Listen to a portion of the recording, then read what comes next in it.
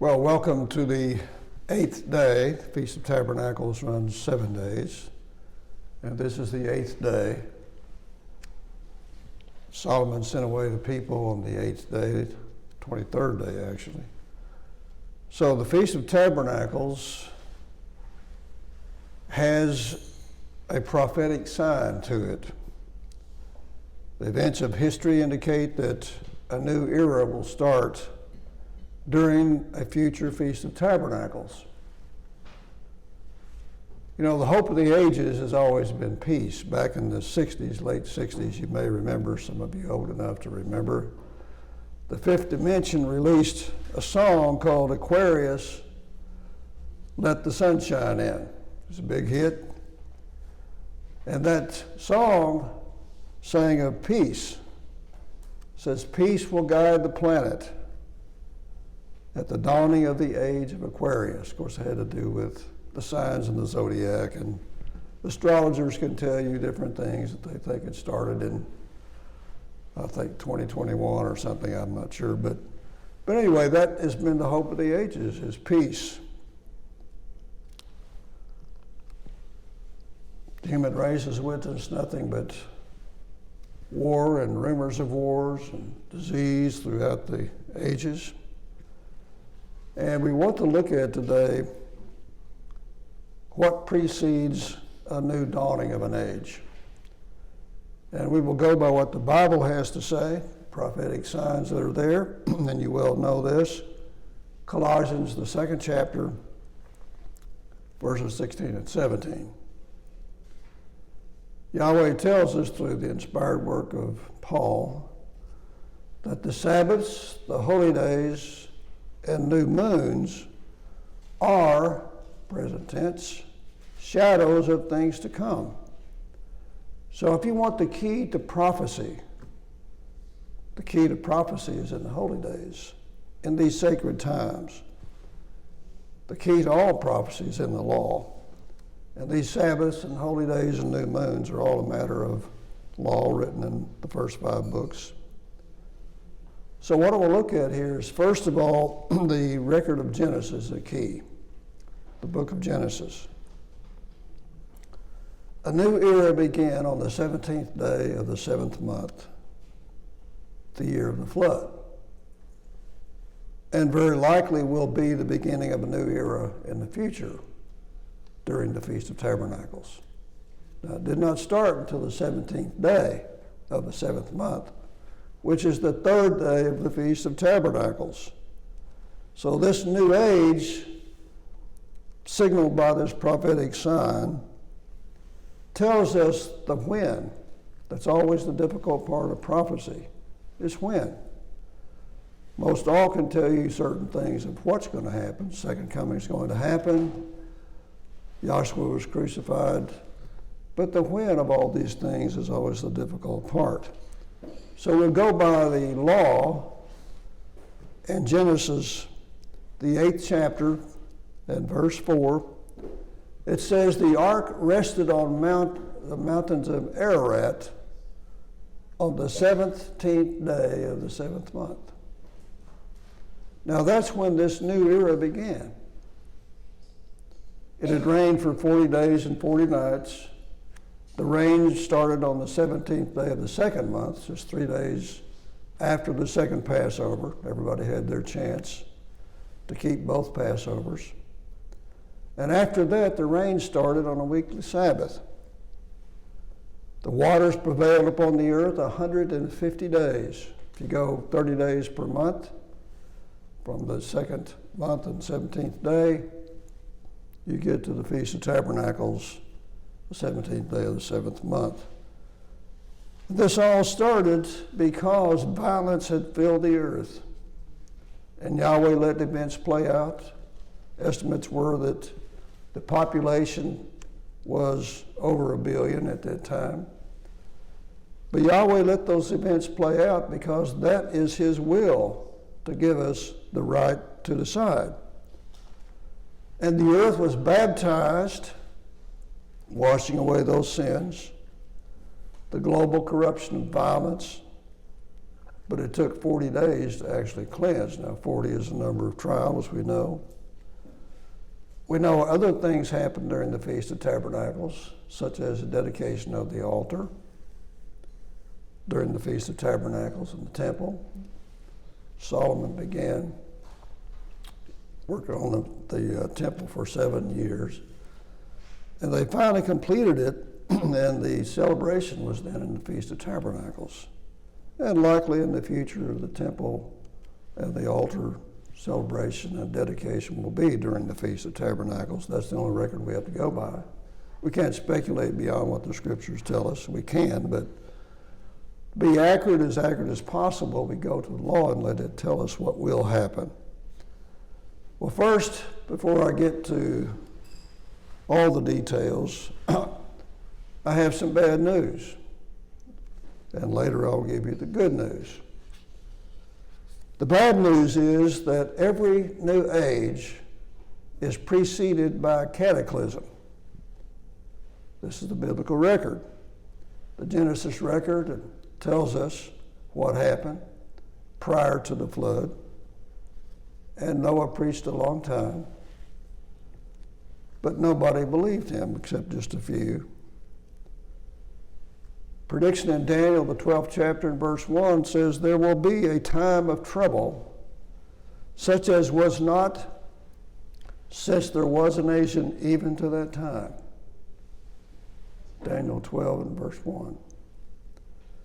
Matthew 24 and verse 21 tells us, for then shall be great tribulation. Now this is after the abomination of desolation is set up in the holy place, telling us the temple must be rebuilt at that time. It says, as it was, such as not since the beginning of the world, no, nor ever shall be. It's a horrendous time. It's worse than the flood. It's worse than Sodom and Gomorrah. It's the worst it has ever been or ever will be, thankfully. Because once this is finished, once this tribulation passes, the new age will dawn, and a lot of the problems, 99% of the problems, will be solved. But you have to start over to do it, and Yahweh knows that. Some of the prophecies related to that we find in Isaiah and Jeremiah. Isaiah said that the earth is completely broken down. Broken down.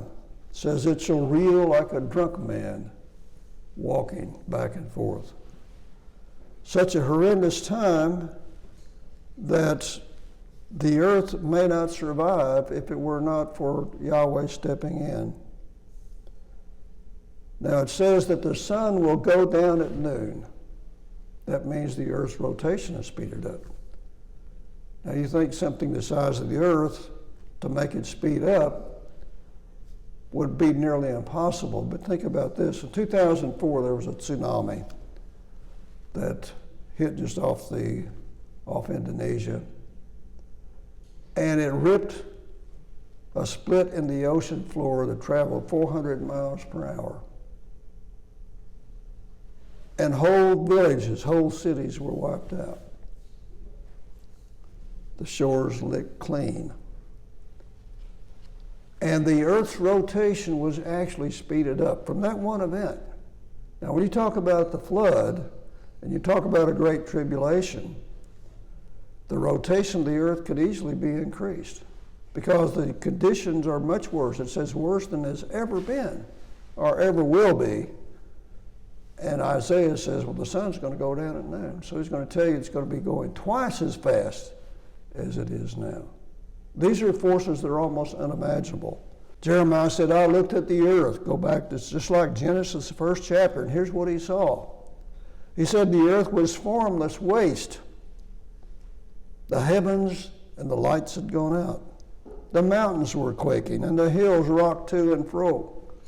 So this is a horrendous time in the history of the earth, unlike any it's seen before. Now, it's seen a lot of things.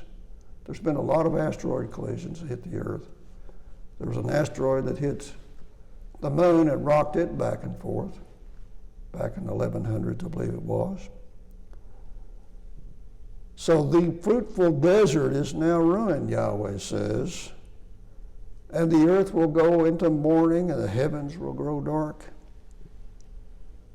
And the bad part is, Yahweh says, I shall not change my mind nor go back on this. So these are times much worse than the earth has ever seen. And you can read in the Wormwood booklet all the things that have happened to this earth. It's been battered in many places. If you go out to Winslow, Arizona, just close to Winslow, Arizona, you'll find what's called Meteor Crater. It's 600 feet deep. It's a huge hole in the earth that an asteroid, they estimated 40,000 tons, collided with that area. Thankfully, it wasn't populated, and gouged a huge hole in the earth. That's just one example of many, many examples. So that's what is in the offing. That's what's going to happen, because Yahweh's given man the right of free will, which he will not rescind that right. It's part of our nature. We're made in his image. He's not going to take that away. So we can do whatever we want to. And he will not make you decide one way or the other. It's your decision. But what is chiseled in stone are the consequences for all those decisions. He doesn't decide what you decide. You decide. But the consequences you also decide to come with that. Well, here's the good news. The good news is Yahweh guarantees survival. Here's what he said. Except for those days should be shortened except for the elect's sake. The elect's sake. Those living then and those living in the past. He had promises to Abraham, Isaac, and Jacob, and to David. And if nobody survived, if it was a total genocide, global genocide, then those promises to David and Abraham and Isaac and Jacob could not be fulfilled. So for their sake, and for the sake of those living, those days will be cut short. And Daniel, the 12th chapter, says at that time, again, verse 1 of chapter 12 in Daniel, the good news there is, and at that time Yahweh's people shall be delivered, every one that shall be found written in the book. Now, what book's he talking about? Everyone whose name is found written in the book. Well, Moses, when Israel was in rebellion, he went before Yahweh and said, if you will not save this people, essentially, then blot my name out of your book. Just blot it out. That's putting a lot on the line. And the book he's talking about was the book of life. Revelations 20, verse 12 says another book was opened. Now, the great white throne judgment, there's two sets of books. It says, and the books were opened and the dead were judged out of those books, which is the first 5 books of the Bible. It says another book was opened, which is the book of life. And it said, and whosoever was not found written in the book of life was cast into the lake of fire. That's the final judgment. That's the second death the Bible talks about there in Revelations, the 20th chapter. So Peter says, 2 Peter 1 and verse 10, be sure that you make your calling and your election. Now, many are called, but few are chosen, the Bible says. Many have a chance. Many hear the word. Many are called, but few are chosen. Peter said, make your calling and election sure. And that means continue on, persevere, stick with the course, and don't give up. Now, you think about the situation there, this great tribulation, the worst that's ever been or ever will be. How long will it take the earth to recover from that, to be habitable again? For that group that's left over, the few that are remaining, they've got to eat, they've got to have shelter, you've got to be able to plant and grow and How long does it take after that decimation that takes place that Isaiah and Jeremiah described? How long will it take for the earth to recover? Well, apparently, from what we can tell, Yahweh steps in just short of total annihilation, says, I won't destroy the earth completely. And what he does, he has a promise here. Once he finished with the flood in Genesis, he said the following promise was made. So this tells us after this great tribulation, when just a small remnant survive apparently, maybe in a few millions out of billions, here's what the promise is. He said, while the earth remains, seed time and harvest, and cold and heat, and summer and winter, and day and night shall not cease. So think about that. Harvest time, seed time, day and night, summer and winter will not cease. So after all this horrendous upheaval that took place, Yahweh guarantees our survival, and being able to survive means we have to have a harvest, we have to be able to plant, all these things. I know the seed bank that's up there in Iceland, I guess it is, they're storing seed up there just in case there is a catastrophe, a cataclysm. So we have something to sow. So if Yahweh destroys all the seeds, what are you going to sow? So human beings, knowing that a cataclysm is possible based on history, they are preparing for it. Now, whether or not that will be used to repopulate the earth is difficult to say, but it could be a possibility. People are planning for it. As I mentioned last time, the Wormwood book has had over 8,000 reads, 8,000 pages read since we published it, since we put it on Amazon.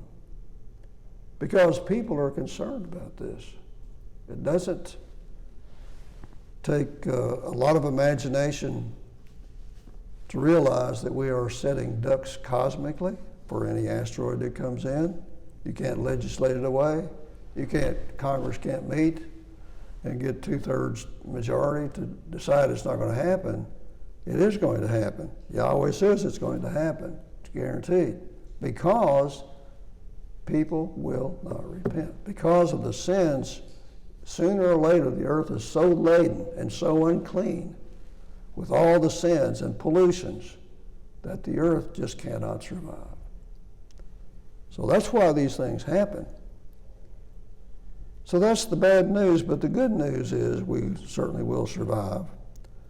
And there are other great promises Yahweh makes. So we have a lot to look forward to. Look over in Isaiah, the 11th chapter, verses 6 through 9. These prophets were inspired to write these things so that we would know what's coming. In chapter 11 of Isaiah, verse 6, here's what's going to happen. The nature of animals are going to be changed. And later in this set of verses, it tells us why. It says, the wolf also shall dwell with the lamb, and the leopard shall lie down with the kid, and the calf and the young lion and fatling together. And a little child shall lead them. Harmless, no fear, no danger. And the cow and the bear shall feed, and their young ones shall lie down together, and the lion shall eat straw like the ox. Complete nature change. The violence of all of it. Remember, every living thing was destroyed. Birds, all beasts were destroyed in the flood. And it says that the animals of all kinds were destroyed. So this nature change is going to take place because, as it says in verse 9, for the earth shall be full of the knowledge of Yahweh as the waters cover the seas. That is what will change everything. That is the problem. That's the cause of drought. That's the cause of all these woes. That's the cause of the Great Tribulation, such as never been before. It's because the knowledge of Yahweh does not fill the earth. It does not fill the earth. Goes on to say that the suckling child shall play on the hole of the asp, and the weaned child shall put his hand on the cockatrice den. No danger. Snakes, serpents are not going to have the venom. See, all these things resulted from sin. When Adam and Eve sinned, it changed the nature of everything. The earth now brought forth thorns and thistles. Before it was idyllic, it was Eden. But after sin entered, then it changes the nature of everything. It affects the flowers. It affects the trees. It affects the land. So this is what we have to look forward to. This is part of the promise of tomorrow. The promise of tomorrow. Over in Isaiah the 35th chapter, it gives us more good news, which that's what we want.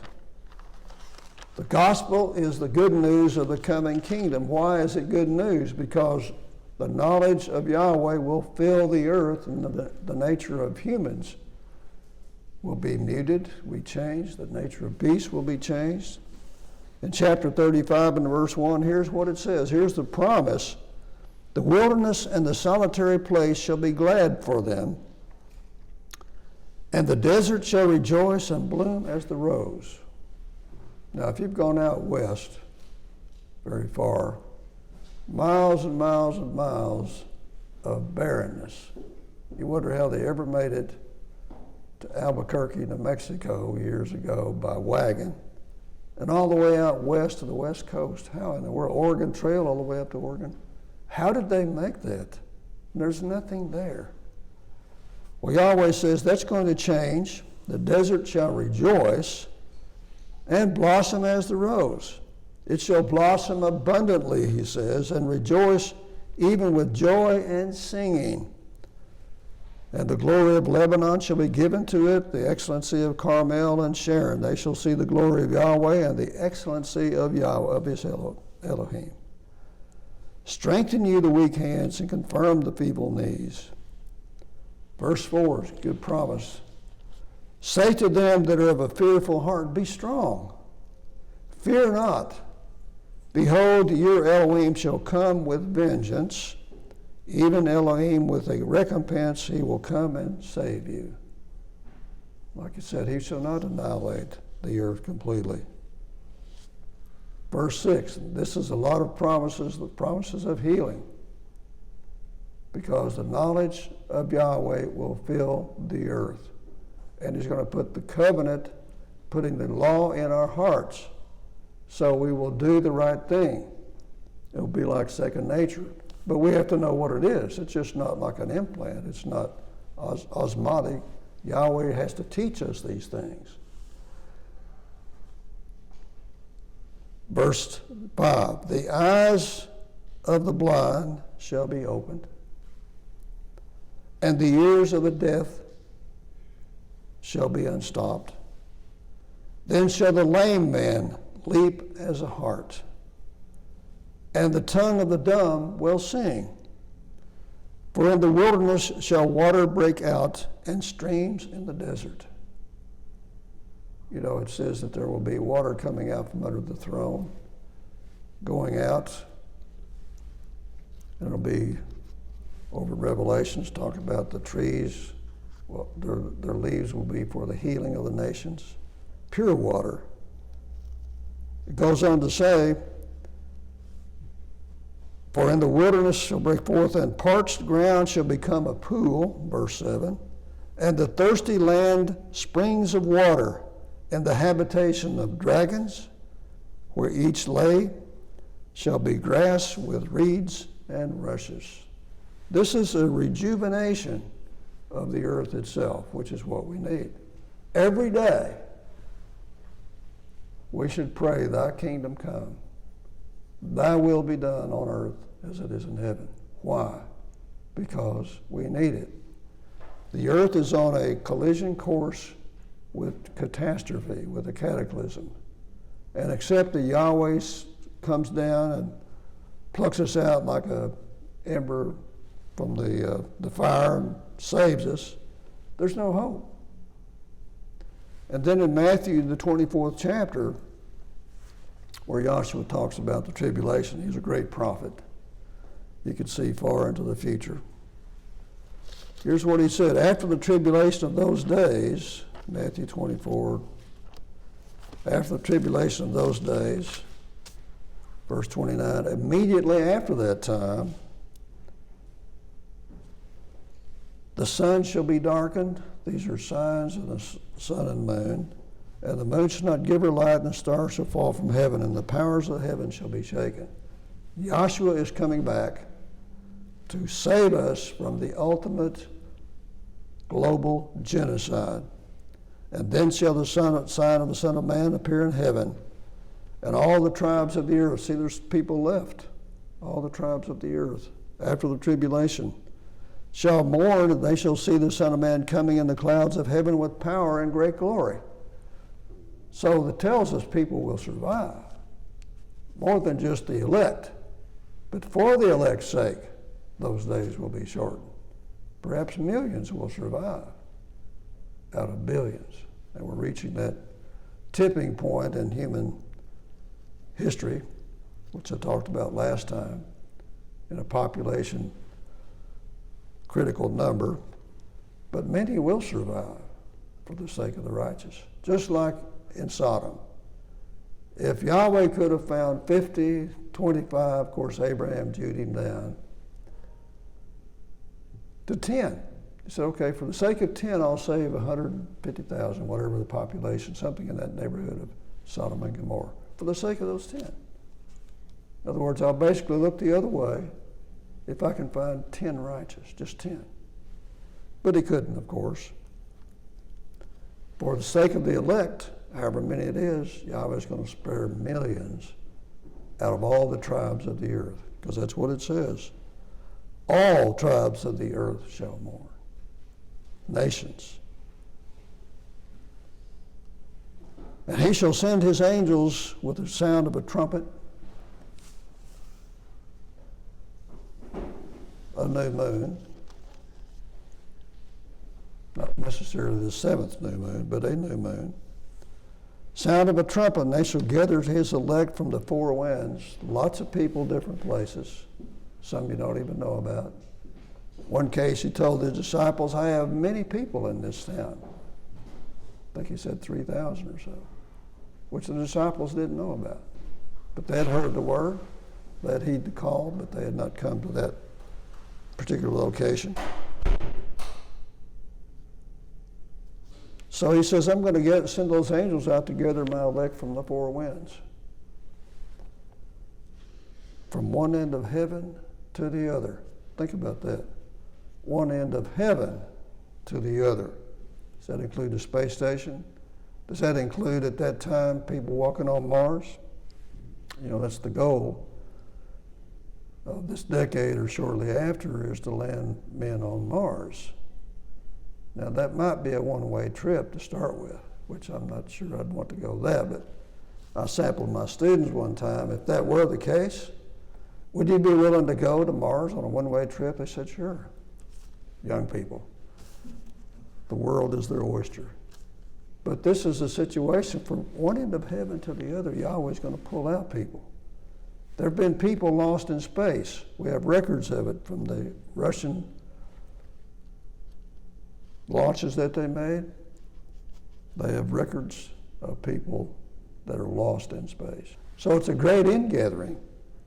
And ingatherings take place during the Feast of Weeks, Feast of Pentecost, and during the fall festival, that great ingathering. There's two great ingatherings. And this one more than likely will be during the time of the Feast of Weeks when Yahshua returns. There's strong evidence for that Yahshua will return during the Feast of Weeks. And we know that there's evidence for the case in Genesis, the Genesis record, and We know that Babylon will be destroyed during the Feast of Weeks. Give you an example of what I'm talking about. So this gives you a time setting for all these things happening. That in Genesis, the 19th chapter, in verse 3, it says that Lot baked unleavened bread, made a feast and baked unleavened bread for the angels. That was during the days of unleavened bread. It could have been the second Passover, it could have been the first. Probably the second Passover. And again, it says Babylon will be destroyed as it was in the days of Sodom. So this time of year, around the second Passover, seems to be a time when a lot of really bad things happen, break loose at that time. The same time in Egypt, when Yahweh struck Egypt with all those plagues, it was during the Passover season. So the prophecies are there to give us some idea of when these things will happen. But the good news is, of course, we're going to look forward to those things because the kingdom of Yahweh is a guarantee of peace, that age of peace that everybody's been longing for, that Aquarian age, whether it's that or not. That age of peace will come. It's on its way. And Yahweh's going to bring it at that time, and you will notice how people are going to, their habits are going to change. In Zechariah, it talks about it. In Zechariah, the 14th chapter, in verse 16 and 17, here's what it says. This is a prediction. This is a prophecy. And you notice the earth will be full of the knowledge of Yahweh. And when that happens, here's what takes place. And it shall come to pass that everyone that is left of all the nations, left after what? After the Great Tribulation, after the almost global genocide, which came against Jerusalem and even go up from year to year to worship the King. Now, who is the King? The word is Yahweh. Worship the King Yahweh of hosts and keep the Feast of Tabernacles. That's going to happen. And it shall be that whosoever shall not come up of all the families of the earth to Jerusalem to worship the King. Now, obviously, you can't bring everybody up there, so representatives can go. Even upon them will be no rain. So if you don't come up to keep the feast during that time in this period, there will be no rain. So drought is going to come back. Now, why would that happen? Because if you don't keep these laws, the result is bad. No rain, a drought.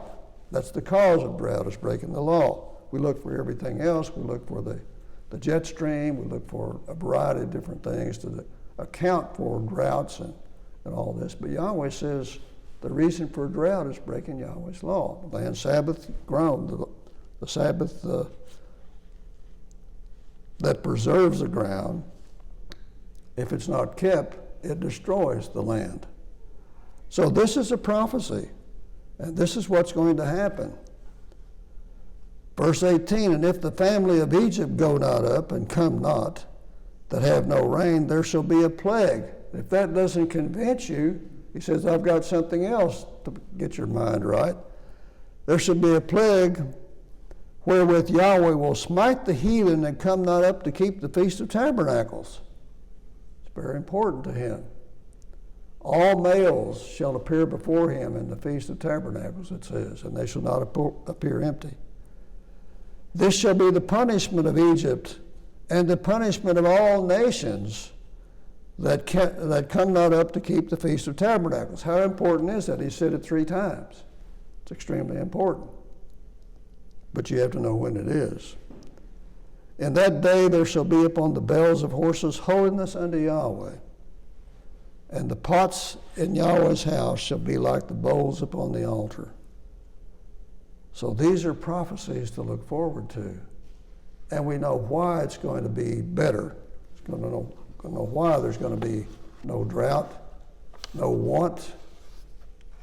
All the blessings that we just read over there in Isaiah are going to happen because the law is going to be installed. It's going to be the constitutional code throughout the world. And that's the only way you do it. You can't do it by one nation. Obviously, you're going to rule from Jerusalem, but that law is going to go forth from Zion everywhere. And that's going to be the law of the land. And Yahweh's going to have to enforce that. People are not going to be compliant. You're dealing with human nature. So that's why he says, he shall rule the nations with a rod of iron. Now, why is it necessary? That's prophecy over in Revelations. Because people do not conform of their own free will in many cases. So this is still the case. There's going to be rebels during that time when Satan is released from this prison. He gets parole out of the bottomless pit for after 1,000 years are over, and he goes up and stirs up the nations again. They're just itching, eager to rebel. And so he just stirs it up, and that's what you see so much of. It's his action, stirring people to do the wrong thing. So this is what we have to look forward to. There's always some bad news that precedes the good news. And the reason why it happens is not because it has to happen, but because the human race chooses to make it happen. Chooses those consequences. And so Yahweh's going to let it play out until there's to the brink of global genocide, annihilation, and then he steps in to save us from ourselves. And Yahshua's coming on this great white horse, and when he comes back, there will be some nations remaining, and they're going to fight him to the bitter end, regardless of what's happened. You think about all that's happened. Some are still not convinced to keep Yahweh's law. So when he comes back, he's got a fight on his hand, and that's not going to be pretty. But that's the only way you solve the problem. You have to take over. You have to have all power. As one person said years ago, the solution to the problem of power is to have all the power. All the power. Then there's no negotiation. There's no 2/3 majority, whatever. This person makes the decision. That's the way it is. And he has the power to enforce it. That's what is required. So we're looking forward to a time when a lot of the problems is he'll dry every tear. Not going to be any crying and weeping. Things will be healed. Our healings will be there. Living water will come forth out of the throne to heal all the nations. But it says, to him that basically persists, I will give to eat from the tree of the knowledge of good and I'll eat from the tree that grows in the garden, the tree of life. So we still have to eat, that's the first sin. But this is what we have to look forward to, and this is getting past all the bad news. There's a bright future for the earth. The earth is not going to be totally destroyed. There's a bright future for the earth, for everybody here. And our calling is now as a vanguard to bring the kingdom of Yahweh on earth, and it starts with Yahweh's congregation. Has to start there. We have to know what the rules are. We have to enforce those rules. We have to make them, in our lives, the centerpiece of our lives. And we are the kingdom of Yahweh in miniature, you might say.